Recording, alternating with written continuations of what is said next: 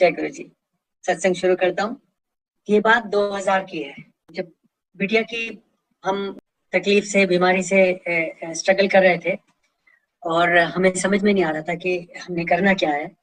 उस टाइम में हमें राज का एक मैसेज आया, मेरी कलीग है उनके थ्रू, कि राज एक गुरुजी हैं, बहुत पावरफुल है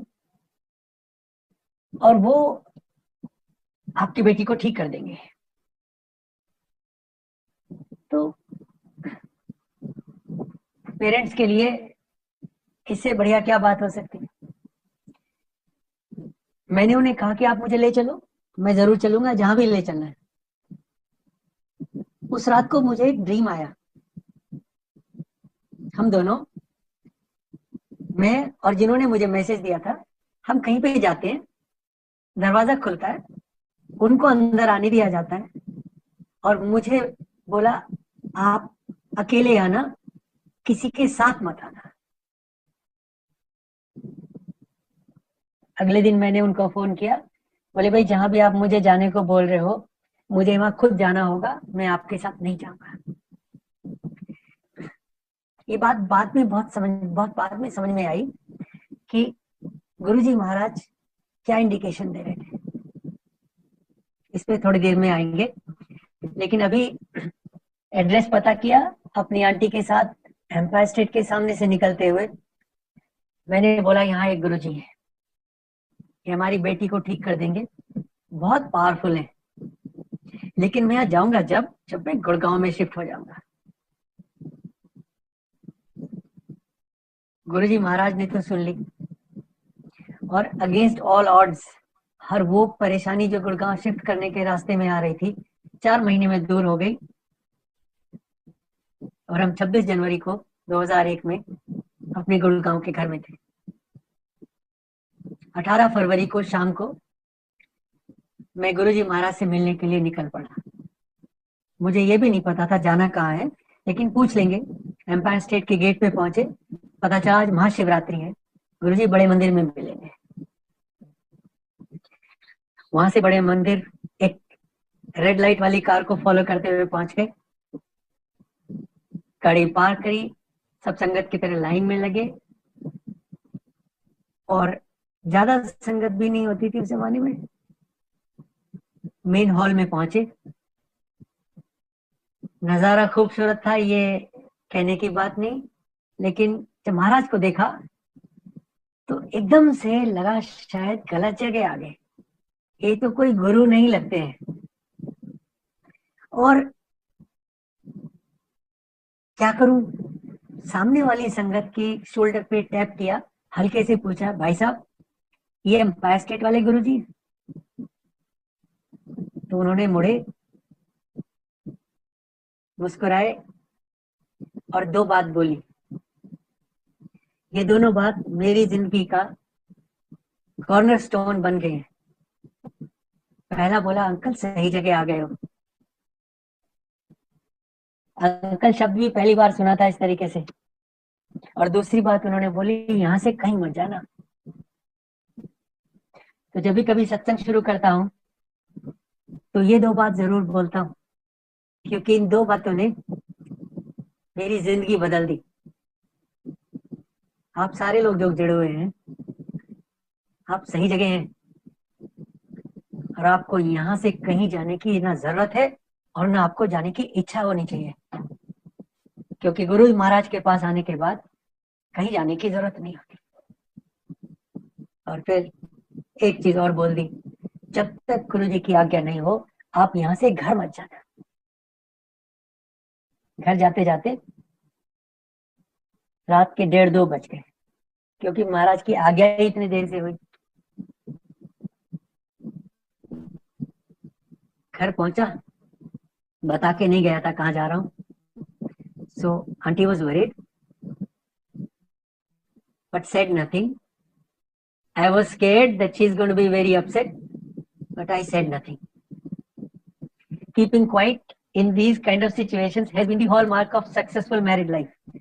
आप अगर कुछ नहीं कर सकते तो चुप रहिए, और मैं चुप रहा और ये काम बहुत अच्छे से कर रहा हूँ इतने सालों से। तो एक सलाह अगर आप मुझसे ले सकते हैं तो ये है कि जब आप मुश्किल सिचुएशन में हो और अपने को एक्सप्लेन नहीं कर सकते तो चुप रहिए। आंटी ने मुझे कुछ नहीं कहा और मैं सैटरडे को एम्पायर स्टेट में जाना शुरू हो गया।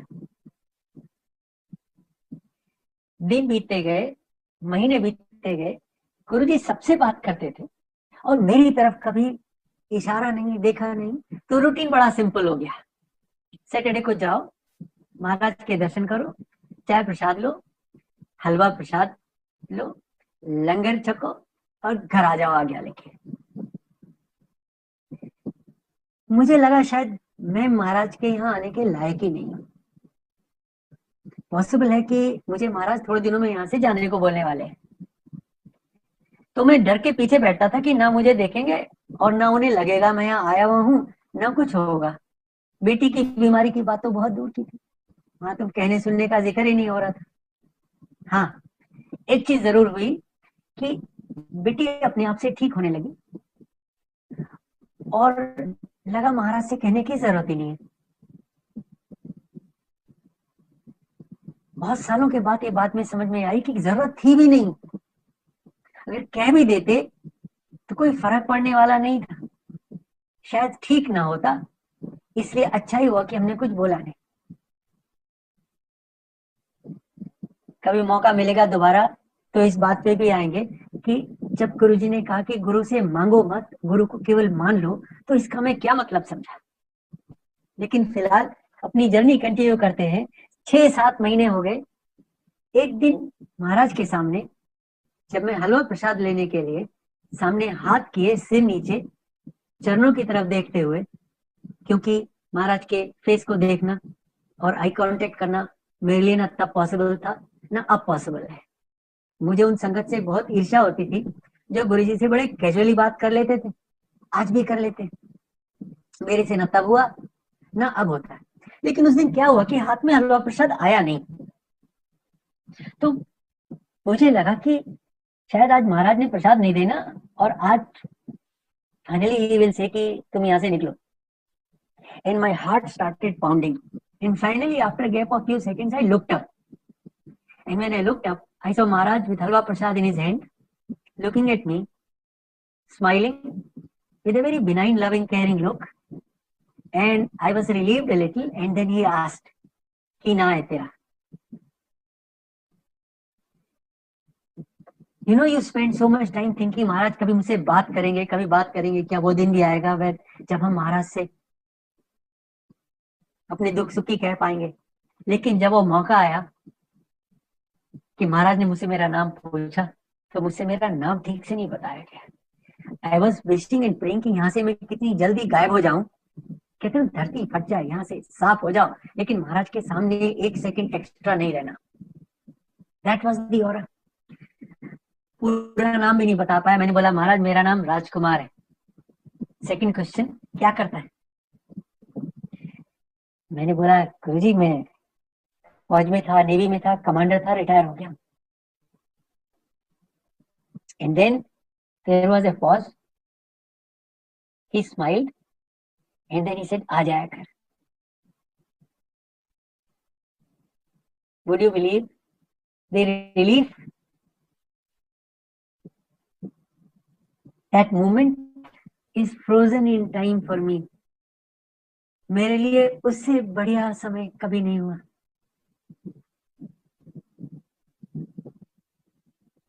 जैसे जैसे मैंने बसीन आंटी को कहते हुए सुना कि हमारी लाइफ के 3 हिस्से हैं, उन्हें आप चाहे 3 जन्म कह लो। एक गुरुजी से जुड़ने से पहले का और एक जब जुड़े तब। तो मुझे कल ये समझ में आया कि जब गुरुजी ने प्यार से मुझे कहा आ जाया कर, वो मेरा दूसरा जन्म था। That day guru gave me in a way a birth as his disciple. अपनी संगत की तरह से मुझे अपना के मुझे दूसरी जिंदगी दी और मैं ये चैप्टर वहां से शुरू हुआ। मैं बहुत खुश, जैसे जैसे पैरों में पंख लग गए। बाहर चल के आया तो एक अंकल खड़े थे, चुपके से मेरे कान बोलते अंकल कॉन्ग्रेचुलेशंस, मुबारक हो। मैंने उनकी तरफ देखा, समझ में नहीं आया। बोले अंकल आपका एडमिशन हो गया। महाराज की संगत में। उस दिन एडमिशन हो गया। उस दिन ये डर खत्म हो गया कि मुझे गुरुजी अपनी संगत में नहीं आने देंगे। ये डर खत्म हो गया कि मुझे बहुत कुछ अच्छा बनने की जरूरत थी ताकि मैं गुरु की संगत बन सकूं। ये बात समझ में है कि आप जैसे हैं, अच्छे हैं, बुरे हैं, ऊंचे हैं, नीचे हैं, बड़े हैं, छोटे हैं, अमीर हैं, गरीब हैं, कोई फर्क नहीं पड़ता। अमीर तो वो है जिसके साथ गुरु है। भाग्यशाली वो है जिसके साथ गुरु है। और जिसके साथ गुरु है उसे फिर कुछ नहीं चाहिए। उस दिन दुनिया के सबसे बड़े अमीरों में गिनती हो गई जिस दिन महाराज ने अपनी शरण में ले लिया। ना फिर कुछ बोला, ना कुछ सुना, ना पूछा, और फिर हमारी जिंदगी सैटरडे टू सैटरडे हो गई। जैसे आपके सोचे कि आप अपनी बैटरी चार्ज कराने चले जाएं और एक वीक आपका गुजर जाए और फिर अगर आप किसी वजह से नहीं गए तो उसके बाद का हफ्ता आपकी जिंदगी का सबसे खराब हफ्ता बीता था। महाराज के पास नहीं गए, दर्शन नहीं किए, दरबार में गए, बैटरी में दम ही नहीं है। इसलिए सब कुछ किया। जॉब ऐसी थी कि इंटरनेशनल ट्रेवल करता था, मगर ये तय था कि मुझे फ्राइडे को रिटर्न होना होगा ताकि मैं ओवरनाइट ट्रेवल करके सैटरडे को दरबार में आ जाऊं। गुरु जी के अलावा कुछ नहीं सोचता। एक तरीके से जुनून होता है। आंटी को ये बात समझ में नहीं आई कि मेरे साथ हो क्या रहा है, क्योंकि गुरुओं में कोई बहुत यकीन नहीं था, मेरा भी नहीं था। और पर उन्होंने मुझे रोका नहीं, मगर साथ चलने को तैयार नहीं हुई। और मैंने कभी उनसे गुरु जी का जिक्र नहीं किया। और जिक्र इसलिए नहीं किया कि मैंने उन्हें गुरु जी के बारे में बोलना है एंड आई न्यू वो कुछ उल्टा सीधा बोल देगी। तो चुप रहो, वो मुझे कुछ ना बोले, मैं उन्हें कुछ नहीं बोलूं, और हमारा काम चलता है। आंटी के दिमाग में ये था कि अभी फौज छोड़ी है बंदे ने, अभी उसकी 3 बेटियां हैं जिनकी पढ़ाई पूरी नहीं हुई है, लेट अलोन अदर थिंग्स, और ये पता नहीं किस गुरु के चक्कर में पड़ गया है। And she later told me, उसको एक फियर था कि ये किसी दिन अपना सामान उठाने आएगा घर में, कि मैं जा रहा हूँ, मुझे मेरा गुरु मिल गया है, अब तुम अपना संभालो। And she used to be scared. पर हम बोलते कुछ नहीं थे। लेकिन मैं देखता था गुरुजी सबको कहते थे आंटी को साथ लाना, आंटी को बोलते थे अंकल को साथ लाना। अब मैं सोचता था कि मैं अपनी आंटी को साथ में कैसे लेके जाऊंगा।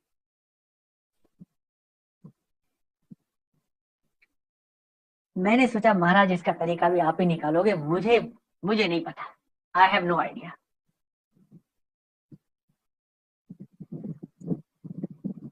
हुआ ये, एक दिन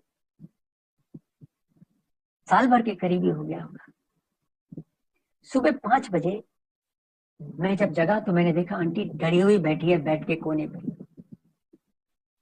मैंने पूछा क्या हो गया, तो उन्होंने बोला कि घर में कोई चोर है और दिख नहीं रहा है, और मैंने सारा घर ढूंढ लिया, सारे दरवाजे अंदर से बंद है, वो गया कहाँ। तो मैंने कहा चलो ढूंढते हैं। सारा घर छान मारा, कोई नहीं दिखा, तो मुझे लगा शायद इसने सपना देखा हो। बोली नहीं, सपना नहीं देखा था, जगने के बाद में देखा। तो मैंने पूछा चलो वहम है, इसको थोड़ा बात करते हैं। मैंने पूछा कैसा था, and then she narrated to me. उस जमाने में गुरुजी के स्वरूप होते नहीं थे, मिलते भी नहीं थे, और मेरे पास भी नहीं था, तो I she would not have known. तो कहती है एक गोरा सा, सुंदर सा, गंजा सा आदमी था, और ना उसने बड़े चमकीले से एक्सोटिक बड़े महंगे वाले कपड़े पहने थे, और ना ड्राइंग रूम में लाइट तो बंद थी, मगर उनके चारों तरफ ऐसे रोशनी थी कि सारे ड्राइंग रूम में रोशनी थी, तो मुझे वो रोशनी में दिखे। बल्कि दिखे क्या दिखा, चोर को बता रही थी ना, डिस्क्रिप्शन तो चोर का हो रहा था, गुरुजी का थोड़ा ही हो रहा था। और हाथ दोनों सामने फोल्ड करके फ्रिज के पास खड़े होके सारे घर को मुस्कुरा के देख रहा था। अब मेरी सोचो मैं क्या बोलता। एंड देन शी डिस्क्राइब, उस दिन मैंने हिम्मत की और मैंने उसे बोला भगवान ये चोर नहीं थे, और ये कोई छलावा भी नहीं था, ये भ्रम भी नहीं था। ये महाराज आए थे, आपको दर्शन देके गए हैं, और अब मेरी एक प्रार्थना है, एक बार चलो देख तो लो, अच्छा लगे तो जाना, ना अच्छा लगे मत जाना, लेकिन ये भी देख लो मैं कहाँ जाता। आंटी ने सुना मगर इग्नोर कर दिया, बोली नहीं, पर मुझे कुछ बोला भी नहीं। गुरुजी पंजाब चले गए 2002 में, और आपस में हम लोग बात करते नहीं थे किसी से, इसलिए ये नहीं पता था कि कौन गए, कहाँ गए, कैसे गए, कब आएंगे। मैं अपना सैटरडे को जाता, मत्था टेकता बाहर आयरन गेट पे और चला आता था। एक मार्च में मुझे सपना आया महाराज का। मुझे बोलते तू हर हफ्ते आता है, अब जरूरत नहीं है, तो 14 अप्रैल को आना, मैं वहीं मिलूंगा। मैं सुबह खुश होके उठा, पहली बार महाराज का सपना देखा था, तो वैसे ही काफी हाई था, अपना नशा सा था। गुरु जी का ड्रीम को ऐसे थोड़ा याद आता है। और मैंने सुबह सुबह पहली चीज आंटी को बताई कि मुझे गुरु जी का सपना है, उन्होंने बोला 14 अप्रैल को आना। मैंने सोचा बहुत खुश होने वाली है, उसका तो माथा ठनक गया कि अब तो इसे सपने भी आने लगे हैं, अब इसका क्या होगा हमें नहीं पता। एनीवे, बोली कुछ नहीं, मैंने अपनी बात खत्म की, और फिर मैं 14 अप्रैल को गया, तो पता चला 13 की रात को गुरुजी आए थे, और 14 अप्रैल को पहली संगत पंजाब से वापस लौटने के बाद में थी, और गुरुजी वहीं मिले। मैं बहुत खुश होकर रात को उसको बताया कि गुरुजी मिले, और पहली बार आ जाए पंजाब से तो संगत है। एंड देन उसने सोचा कि कुछ तो है, एंड देन शी एग्रीड कि चलो चलते हैं।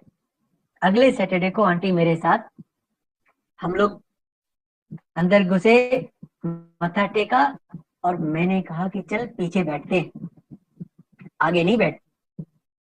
तो आंटी मुझे कहती है कि नहीं, मैं आगे बैठूंगी। मैं वहां कुछ ज्यादा बहस भी नहीं कर पाया, इसलिए उसे यही समझाने की कोशिश की कि हमारे जैसे लोग पीछे ही बैठते हैं आंटी। तो बोली नहीं, मैं सामने बैठूंगी।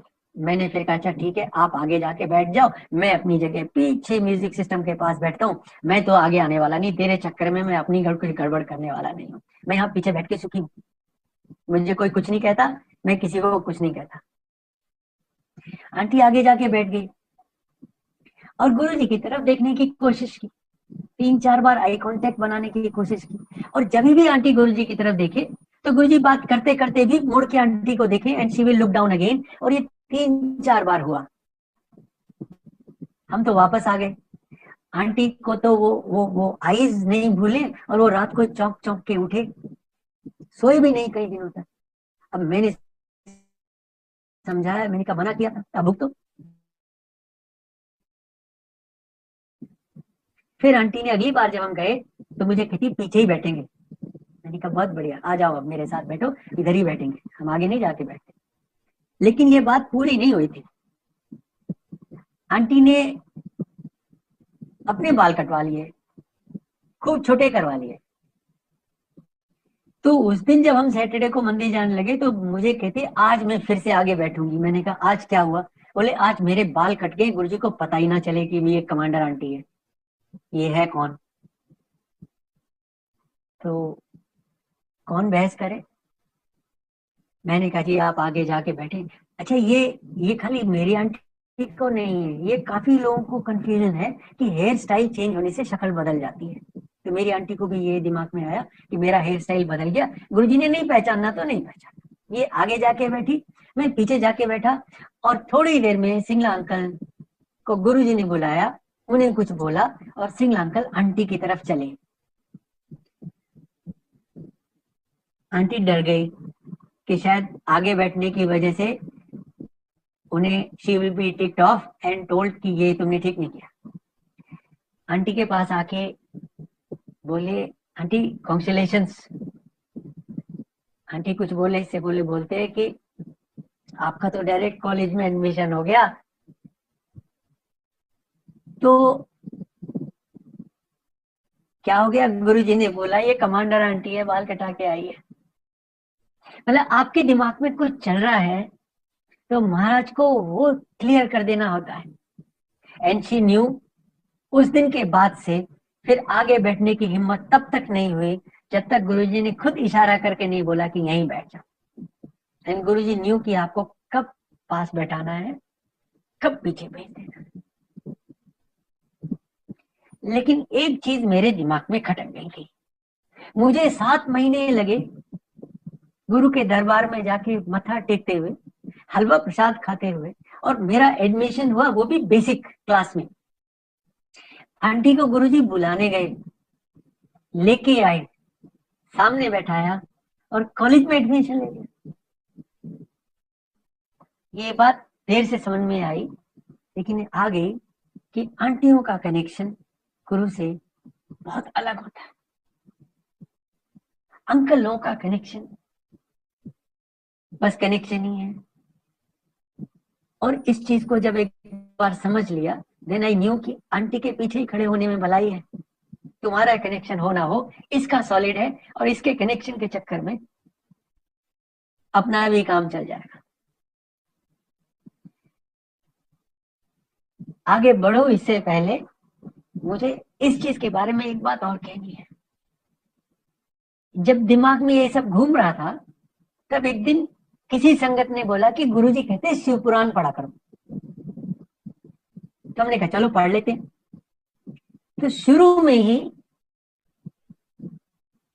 पहले 3 4 5 पन्नों के अंदर ही एक स्टोरी आई। वो स्टोरी एक ब्राह्मणी की थी जिसका पति बुरे कर्मों की वजह से मरने के बाद में राक्षस बन गया, लेकिन ये अच्छे कर्मों की वजह से सीधे मां पार्वती की सेवा में पहुंची। ये स्टोरी छोटी है लेकिन इसको सुन लीजिए। सेवा में पहुंचते ही सबसे पहला काम उस लेडी ने, आंटी ने ये किया कि मां पार्वती से पूछा कि मां मेरा एक पति होता था, वो कहाँ है? और उन्होंने बताया कि इस तरीके से राक्षस बन गया है, तो वो वहां पे अपना बुरा वक्त काट रहा है। तो उन्होंने हाथ जोड़ के कहा कि अगर आप खुश हैं तो आप मेरे पति पे मेहर कीजिए, उसको अपनी शरण में ले लीजिए। बहुत लंबी स्टोरी है, लेकिन इसका छोटा सा कॉन्टेक्स्ट ये है कि आपकी जो आंटी है उसकी रिकमेंडेशन शिव के दरबार में सुनी जाती है। आप कैसे भी हो, अगर आपने अपनी आंटी का ध्यान से ख्याल रखा है तो वो आपको अभी नहीं आगे भी काम करेंगे, हाथ पकड़ेंगे और आपको दाएं बाएं नहीं होने देंगे। तो उस स्टोरी का चैप्टर का एंड यहाँ होता है कि वो उनको बुला के लाते हैं, उनको शिव पुराण पढ़वा देते हैं, उनका कल्याण हो जाता है और आंटी के मन की हो जाती है। तो आपकी आंटी आपको काफी आगे तक हेल्प करने वाली होती है, क्योंकि वो गुरु से दिल से जुड़े होते हैं। यहां से थोड़ा सा आगे बढ़ते हैं। मैं एक अंकल को, मेरे एक साथी, बहुत सालों के साथी हैं, उन्होंने मुझे कहा कि मेरी एक प्रॉब्लम है, मेरा प्रमोशन नहीं हो पा रहा है राजकुमार, मुझे कुछ गुरु के पास नहीं आते थे, दोस्त थे मेरे, तो आप किसी को जानते हो जो मेरी फाइल क्लियर करवा दे? उस जमाने में और आज तक गुरु के अलावा हम किसी को जानते ही नहीं, तो हमें पता ही नहीं और कौन है क्या है। तो मैंने बोला जी जरूर जानता हूं और आपकी फाइल क्लियर हो जाएगी, लेकिन आपको मेरे साथ चलना पड़ेगा। तो बोला ले चलो। उन्होंने सोचा कि कहाँ जाओगे? मैंने कहा गुरु जी के पास। उन्हें सोचा गुरु के पास बड़े बड़े लोग आते हैं तो वो उनसे किसी से कह के फाइल क्लियर करवा देंगे। वो महाराज के दरबार में लेके आया, उन्होंने मत्था टेका, गुरु जी ने पूछा भी नहीं, मगर हुआ ये कि 15 दिन में उनकी फाइल क्लियर हो गई, उनका प्रमोशन हो गया और उन्होंने अपनी पोजीशन टेक ओवर कर ली। पर गुरुजी ने मत्था टेकने के टाइम बोला कि 31 दिसंबर को बड़े मंदिर में आना। इनका काम तो हो गया, लेकिन गुरु से जुड़े नहीं। इन्होंने मंदिर में आने से साफ मना कर दिया और मैं समझ गया कि इनका काम तो हो गया, लेकिन गुरु के साथ इनकी जर्नी यहीं तक है। तो इन्होंने मुझे बोला कि राजकुमार कुछ जमा नहीं भाई। मैंने कहा रहने दे, तेरा काम हो गया। तो एक चीज समझ में आ गई, गुरु से जुड़ने में तुम्हारा काम होने में बहुत फर्क है। जिनका काम जल्दी से हो जाता है जरूरी नहीं कि वो गुरु से जुड़े हों। जो गुरु से जुड़ते हैं वो गुरु से जुड़ते हैं, और जिनका काम होता है उनका काम होता है।